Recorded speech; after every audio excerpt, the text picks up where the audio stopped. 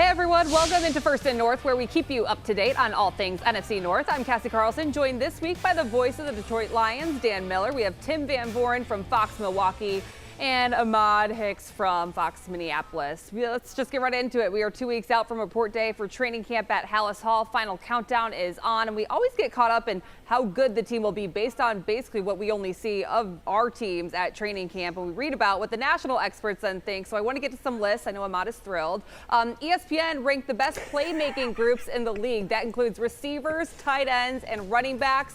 Eagles ranked first, Lions ranked second. They are up 5 spots from last season. So Dan, I want to go to you. Should we expect to see the same type of production with basically the same group that we saw from a year ago? Yeah, I think that's the question that a lot of people have, Cassie, is how will this change in offensive coordinator impact this offense? Here's the one thing we've talked about on this show before. Ben Johnson left, but Ben Johnson didn't take the players with him. And when you start to talk about those playmakers, you're talking about Demo, you're talking about Gibbs, you're talking about Amon-Ra St. Brown, Sam LaPorta, J-Mo, guys that can make plays, touchdown makers that can score from any position on the field. So, look, I think it's fair to question when you have a new coordinator what the impact of that will be. But the one thing that you can't question with the Lions is they have guys that can score in a lightning bolt, and they have proven that over the past several seasons. And I think the reason you see them jump from last year is you saw the explosiveness of J-Mo really come into view with a 1,000-yard season. Gibbs has proven he's one of, if not the most explosive running back in the league. So Amon-Ra St. Brown is a big play waiting to happen and a guy that they lean on. So there's just so many pieces there that can make plays. There are questions, but huge possibilities. And we know how key continuity is in this league, especially when you have Jared Goff returning, and whether or not it's a new play caller or not, you still have a quarterback that's now proven himself in Detroit. Ahmad, I want to go to you because Vikings were huge spenders this offseason. They're actually down a spot from 5 last year to 6 this year. Obviously, we know they have Justin Jefferson, who's one of the best to do it at the receiver position, but TJ Hawkinson didn't score a single touchdown last year coming back from a torn ACL. Jordan Addison, is he not going to be suspended for DUI charges? Do you feel like a lot of the weapons still have a lot to prove, and then you factor in the fact that J.J. McCarthy will be playing in his first season? I think J.J. McCarthy has a lot to prove, and I think he's the only one on that list that has a lot to prove. T.J. Hawkinson, one of the highest paid tight ends. Justin Jefferson, the highest paid wide receiver a season ago. And then you got Jordan Addison, who was a first-round draft pick. Yes, he is dealing with a possible suspension. We still don't know what's going to take place with that. But I think when all those guys are on the field, they are a dangerous group. And then you throw in Jordan Mason, who comes over from the 49ers, in addition to Aaron Jones, who is ranked 98th on the top 100 players. So I don't see how they drop back a spot. I think they're right up there with some of the best teams in the National Football League in terms of skill players. But I think J.J. McCarthy, like you said, Cassie, has a lot to prove this season with the weapons around him. All right, Tim, I want to go to you. The Packers stay at the same spot as last year. They're checking in at 17. Josh Jacobs, I think we can all agree, one of the best free agent signings last year. They have a bunch of receivers, though. They are waiting to see who emerges as a true number one. Who do you think becomes the top guy this season? Well, I think it's still a group mentality in Green Bay. I'm not sure they're going to have a number one. Jaden Reed is probably nominally that guy. As Dan was talking about, big plays so important in the NFL. I think that's really where the Packers may have lacked a little bit. They have a lot of guys who can catch the ball. Last year they had drops, but the year before, the young guys were very, very impressive. Tight end Tucker Kraft is definitely a guy who can make plays. Josh Jacobs, very productive from the backfield, particularly on the ground. But they don't have that home run hitter. And with Christian Watson out because of injury at the start of the season, that is lacking. Maybe first-round draft choice Matthew Golden, who's fast, will provide that. If you're fast, go run long passes, right? I mean, you're not going to get faster later in your career. Just run down the field. That's what the Packers ought to be doing with Matthew Golden. To me, the big play is what the Packers have to create with their perimeter players. I think the Bears are hoping, too, that they have a bunch of fast players that can help turn this offense that really struggled last year into an explosive offense under Ben Johnson in his first season. They actually took the biggest dive on this list. They were going from 6 a year ago, which was definitely being overranked, to now 25th. And I think you look at what they had last year, and I think Keenan Allen Allen is the big name that sticks out on that list a year ago, where you thought he was going to come in and be an immediate impact player. We just didn't see him amount to much of that at 32 years old. Now I actually think they have more weapons, but they are unproven guys in this league. Yes, you can say DJ Moore is a proven weapon on the outside at wide receiver, and we know that he's going to play well into Ben Johnson's offense, especially with yards after catch. That is something that has been emphasized that Johnson wants to see from all of his receivers. Then you're looking at Rome Odunze going into year 2, and you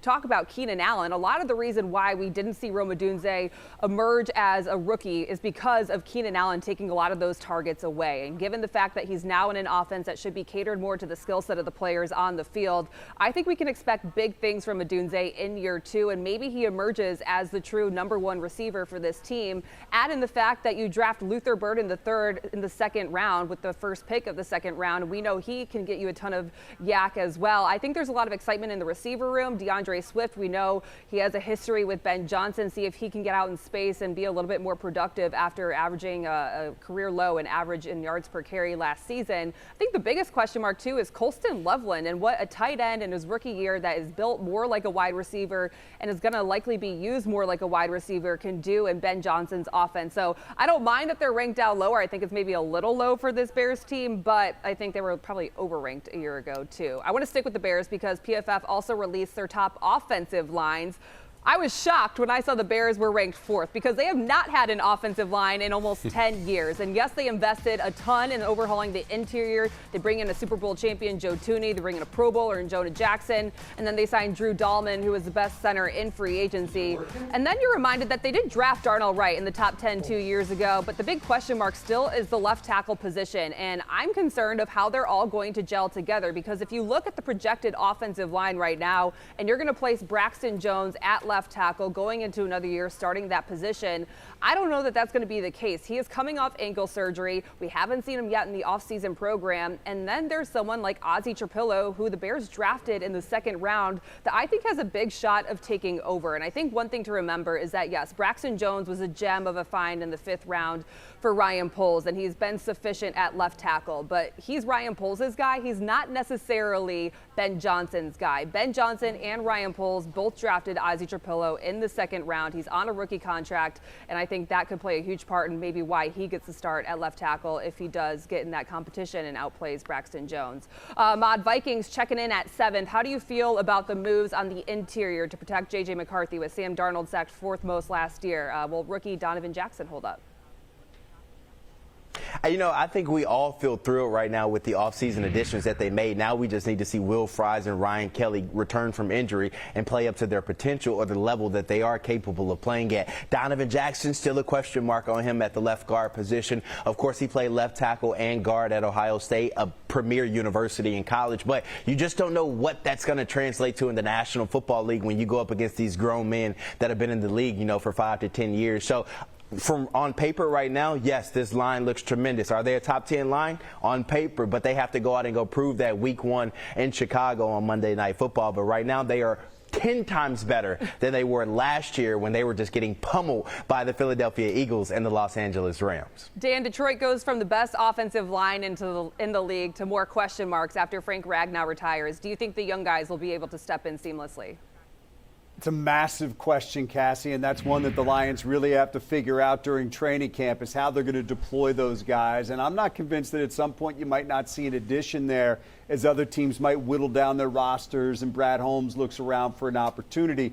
But you just lost one of the best players in the NFL in Frank Ragnow. And the Lions had been up at the top of that offensive line list for several years, banging it away with Philadelphia as to who might have the better line. Now that interior is a question. Now the answers might be there, but they are young. You've got Frazier, you've got Ratledge, you've got Mahogany, and then you've got the veteran in Glasgow. So the question is, with Graham coming off a season last year in which he didn't play his best football, what does he show them in camp?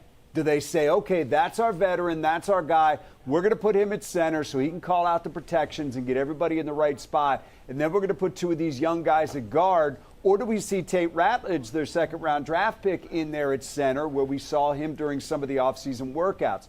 We don't know what it's going to look like yet. We know they're solid at the tackles with Decker and with Penei Sewell, but the interior of that line is a question. Now, as I say, they may have the answers, but certainly you don't feel the same as you did when you knew you had Frank Ragnow in the middle of that thing, getting everybody in position and being a top flight player himself. So definitely it's a different position for the Lions than where they've been in the past, with an offensive line that they could really lean on. We're going to find out how much they can lean on this group going forward. It's kind of funny because we always talk about the Lions losing Ben Johnson and the impact that will have, but it could end up being the offensive line changes that make the biggest difference. Tim, I want to get to you. The Packers O-line ranked 14th. Do you kind of see them as middle of the pack right now?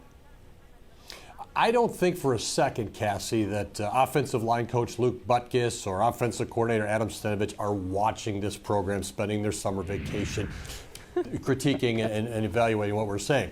But they may have someone from the support staff just pull off that graphic at the beginning.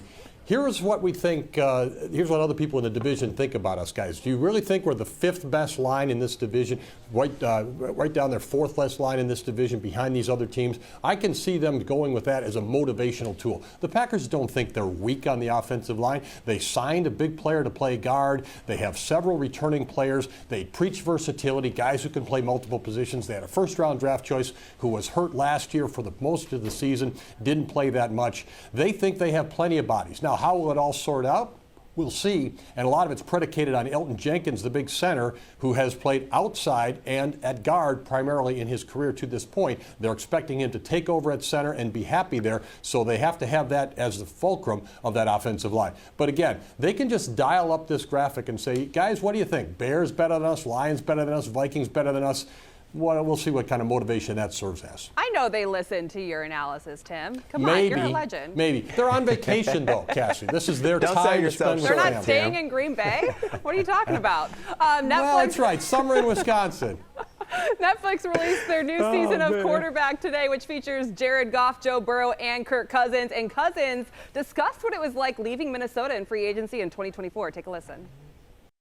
I was asked by the broadcasting crew for the game, what about Atlanta made you want to leave Minnesota? And I said, that question is the wrong question. I didn't want to leave Minnesota. There was nothing about anywhere that made me want to leave Minnesota. We wanted to be in Minnesota. But it became clear that we were going to be there year to year. And that's what we didn't want. And at that point, we said, all right, we need to look elsewhere. If that's our only option, then we'll be back. And when we said, well, we looked around and we found there's an opportunity that would be a longer commitment. Would you be interested in giving us that longer commitment? They said, nope, we're good with our offer. And I said, okay, you made my decision really easy, you know. All right, another part that was not in that soundbite is the fact that he said he was caught off guard when the Falcons drafted Penix, and he said if he would have known that going into it, his decision might have been different. Ahmad, your reaction to all that? Yeah, he said he felt misled, and I misspoke earlier. I said that the Vikings got beat up on by the Eagles when it was the Lions. Sorry about that. Now, moving forward with this Kirk Cousins thing, we've been talking about it here in Minnesota all day long, as you can imagine. My thing is, if Kirk Cousins would have went out and played up to his potential or what they paid him to do last season, he wouldn't be having this conversation right now. Michael Penix would not be in the conversation to start, but because Kirk Cousins went out there and played absolutely awful last season and got benched, that's why we're having this conversation. Look, Minnesota let it be known they were going to draft a quarterback because Kirk Cousins had been here for 6+ years. He had not won a playoff game, but he had made millions and millions of dollars, and he was aging at the quarterback position. He wasn't getting any faster. His arm wasn't getting any stronger. So I just think right now when you ask Kirk Cousins this question about leaving Minnesota, going to Atlanta, he feels misled. Boo-hoo! You got paid a ton of money. You stunk it up last season. That's the reason you weren't back in Minnesota, because they did not think your future was good enough here for multiple years, you know. So, look, Kirk Cousins, people love him here in Minnesota because of the man he is. I love him for the man he is. But it's just highway robbery right now at the quarterback position, what he's doing to these NFL franchises, and the Falcons being the latest one, paying him $100 million for what, 6 wins? I mean, come on now. So you don't think the outcome of the Vikings season would have been any different if Cousins stayed? Yeah, absolutely. If Kirk Cousins would have played here last year, the Vikings wouldn't have won 14 games. I think Sam Darnold's athleticism, his ability to extend plays is everything that Kirk Cousins couldn't do in years past. And I think that's why the team wanted to get younger at that position, and that's why they let Kirk Cousins go. So, yes, I think if Kirk Cousins stayed here last year, the Vikings don't win 14 games. All right, I love that. We need to take a time. You know, this show's never going to work if Ahmad's going to continue to couch his opinions. If he's not going to tell us how he really feels, this will never work. All right, I'm just saying. I got to cut you guys off because we need to take a I time love out. it. When Tell we it like it return on is. First and North, who are the most overpaid offensive and defensive players in the division, and will Sam LaPorta's numbers go up this year? That and more when we come back on First and North. Major League Baseball on Fox. What I'm doing, getting right to it. The money is talking, I'm flowing, it's coming in just how I do it. Oh my goodness! Major League Baseball all season long on Fox. Welcome back to First and North. I'm Cassie Carlson at our Fox 32 studios in Chicago, joined by Dan Miller in Detroit, Tim Van Voren in Milwaukee, and Ahmad Hicks in Minneapolis. Ahmad just got fired up talking about Kirk Cousins. Keep the heat coming. All right, Bleacher Report released a list of the most overpaid players in the league, and Bears tight end Cole Kmet finds himself on it. He signed a 4-year, $50 million contract back in 2023. Last year, he had less than 50 catches, under 500 yards, and 4 touchdowns. Then the Bears go out and draft Colston Loveland with the 10th overall pick. A clear Ben Johnson selection because of his love for 12 personnel, which Dan is familiar with from Detroit. Now, I don't think the Bears will cut ties with Kmet yet. I do think Johnson's track record shows that he likes the 2 tight end sets. Colston Loveland is built more like a wide receiver and will be used more as one. But we also saw Kmet in motion plenty in this offseason program, and his numbers, I think, might go down, but I do think they are going to pair well being on the field at the same time and will allow Ben Johnson to run the offense that he wants. Now, Cole Kmet admitted he was totally caught off guard when they drafted Loveland, but he had a phone conversation with Ben Johnson. He said it feels good about where he stands right now. They need both of them on this team. Now, linebacker Tremaine Edmonds is also on this list, and that is one I definitely agree with because he is the 3rd highest paid linebacker in the league, and he's a step too slow on just about most plays that we saw him in last year. And I think what makes it the most difficult thing to swallow for Bears fans is the fact that the Bears got rid of Roquan Smith. Then you go see him move on to Baltimore and become a first-team All-Pro and Pro Bowler in each year. Dan McNeil was on this list as well. He is making a little over $24 million a year, tore his ACL not too long after signing the new deal. Expected to be back by midseason. Do you agree with this, especially for a player who has never had more than 5 sacks in a season? Yeah, I don't know if you look at Aleem as a sack guy. I think you look at him as a guy that's going to clog the middle. He'll allow other players to make plays. Look, I don't think anybody around here blinked when he signed that contract. We've seen the growth in Aleem McNeil and the way that he's anchored the middle of that defense. The Lions have been one of the best teams against the run for 2.5 years now. And I think because of that, Aleem McNeil also benefited from that. And it's been that defensive line of which he was one of the anchors that's allowed this team to rise defensively. Look, they've had a tough time against the pass, but they've been really good against the run. And in the NFL, look, guys, we've been doing this a long time. Every time you talk to a defensive coach or a head coach about stopping the other team's offense, what's the first thing they say? We need to stop the run. Well, Aleem McNeil is an elite run stopper when it comes to what he does for the Detroit Lions. So I don't think you'd find anybody here in Detroit that would say he's overpaid. Cassie, the problem is when you're next up in this league to get a contract and you're one of the top players at your position, you're going to get paid. That's what the agents are paid to do. That's what the teams have to do. If the Lions hadn't paid Aleem that money, somebody else would. All right, Tim. Well, people are saying that Packers bring in Aaron Banks, who's making more than $19 million a year, and now they're calling him overpaid. You just talk about the offensive line. Is this more bulletin board material for Banks? Well, I don't think too many people had opinions about Aaron Banks before he got here, to be honest. I mean, not everybody's Ahmad Hicks, right? Nobody knew that much about him, and then suddenly he's the guy that the Packers bring in. I think there was some recency bias for the Packers. You know, their last game was against the Eagles in the playoffs. What did we see in that game? 2 inexperienced offensive linemen had to fill in at guard due to injuries, and they were just overrun by that Eagles defensive line who overran so many people, and the Packers couldn't get anything going offensively. The Packers, I believe, thought, we're going to shore up this front. So we're going to go get a guard, even though that doesn't look like the move that we need to make this offseason, and they bring in Aaron Banks. I don't know if you could say he's overpaid, he's underpaid. I don't think anybody really knows at this point. He's going to be a starter in Green Bay. We talked to him this offseason. How did it go through the signing process? He said, I really didn't know. My agent just texted me and said, think cheese. So I knew I was on my way to Green Bay. So we'll see what Aaron Banks is all about. I would say if Jair Alexander was still on the roster, he would be on this list because he was paid a lot of money and just wasn't available often enough to justify that contract. Do you think Rashawn Gary has lived up to his contract? I would say probably not. You're paying him as an impact player. The Packers still believe in Rashawn Gary. He's a solid player. He made the Pro Bowl last year. That was a bit of an eyebrow raiser. At the end of the year, I wouldn't have said, yeah, it seemed like he had a Pro Bowl season, but he was named to that roster. The Packers are looking for more from Rashawn Gary. They made a staff change on their defensive line, and they think they're going to get more production this year. But in terms of answering your question, Cassie, I would say to this point, no. All right, let's get to the top 100 list. It's being released very slowly, keeping us all intrigued this offseason. Ahmad, Andrew Van Ginkel named to number 88. The Vikings extended him through 2026 in April. Clearly has a relationship with Brian Flores from his time in Miami. What does he mean to this defense? He means everything. He's their Swiss Army knife. I mean, when you can be an outside linebacker and go pick off a pass and return it for a touchdown, that just speaks volumes to the athleticism that you have. And so I think he was one of those guys that he was the unsung hero last year. They brought in Andrew Van Ginkel. They brought in Jonathan Grenard, who's probably going to be on that top 100 list as well. And both of those guys kind of revitalized that defensive front. No, they didn't have the guys in the middle that they needed, but certainly getting after the quarterback, those two ranked in the top of the league in sacks. And so I think a contract extension for Van Ginkel was well warranted, and I think you'll see even more guys on the top 100 list, starting with Jonathan Grenard on the opposite side of Van Ginkel. So you're giving like plus 10 points so to look at Van those stats Ginkel. last year, though. And then you're giving like minus 10 points to Kirk Cousins today.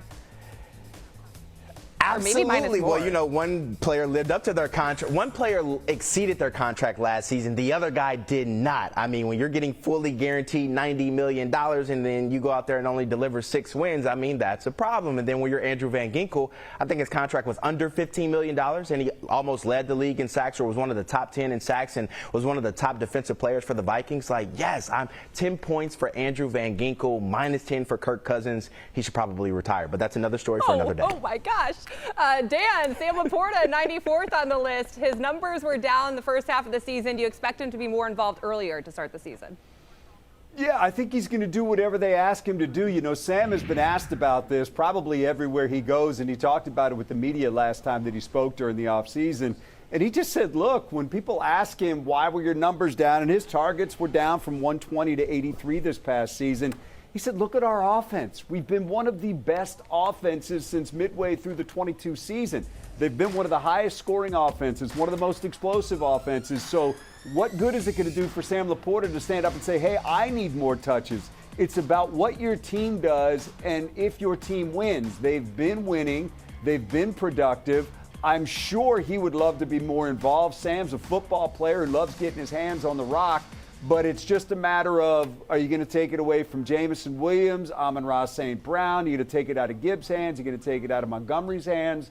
It's just an offense that has a lot of guys, and not everybody can get a hold of the football. And I think that's really the only reason that you saw LaPorta's numbers go down last year.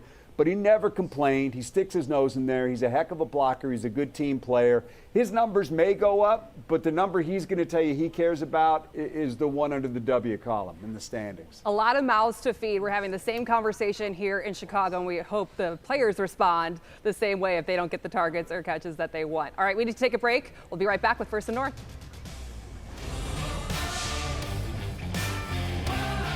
This is the future of golf. It all starts here. Live Golf on Fox. This is going to be hot. It'll be a party. Long live golf. Let's go!